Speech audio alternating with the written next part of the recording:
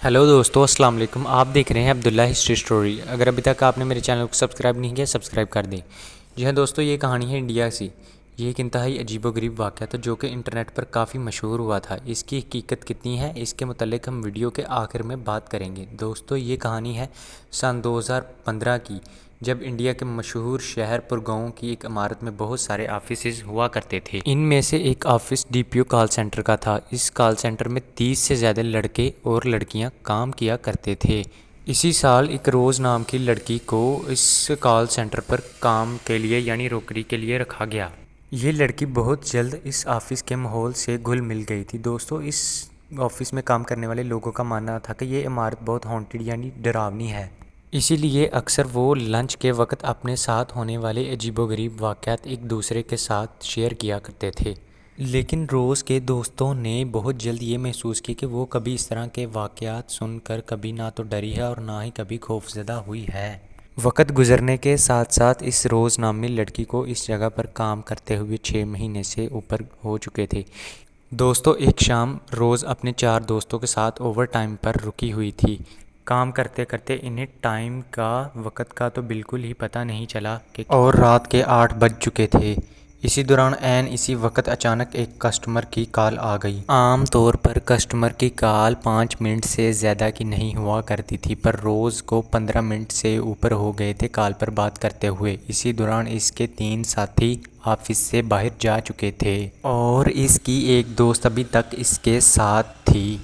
दोस्तों, अजीब बात तो ये थी कि रोज़ को उस कस्टमर से बात करते हुए 40 मिनट से ज़्यादा हो गया था वक्त, और उसके साथ वाली लड़की को उस पर गुस्सा आने लगा और उसने इसी दौरान रोज़ की कॉल को अपने टेलीफोन पर ट्रांसफ़र किया। मगर ये लड़की रोज़ और उस कस्टमर की कॉल को सुनकर हैरान रह गई, क्योंकि रोज़ इतनी देर से किसी कस्टमर से नहीं बात कर रही थी बल्कि ये खुद से ही बात कर रही थी। ये लड़की बहुत ज़्यादा डर गई और वो सीधी अपने घर चली गई।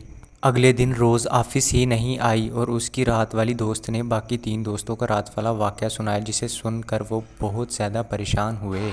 दोस्तों, दिन गुजरते गए पर रोज़ ऑफिस नहीं आई। वो लड़की ऐसे जैसे कहीं गायब हो चुकी हो। अब उसके साथ वाले साथियों को उसकी फ़िक्र होने लगी। उन्होंने फ़ैसला किया कि वो ऑफिस से छुट्टी के बाद उसके घर जाएंगे। इनमें से पहले कोई रोज़ के घर नहीं गया था। इन्होंने ऑफिस के रजिस्टर से रोज़ के घर का पता लिया और उसके घर चले गए। जब वो घर पहुंचे तो उन्हें शौक सा लगा, क्योंकि वो घर तो काफ़ी देर से बंद पड़ा हुआ था। वो घर कई सालों से बंद पड़ा हुआ था। अब इन सभी लोगों की हालत ख़राब होने लगी और इन सभी लोगों ने सोचा कि ये सब उनका वहम नहीं हो सकता, क्योंकि रोज़ एक जीती जागती लड़की थी।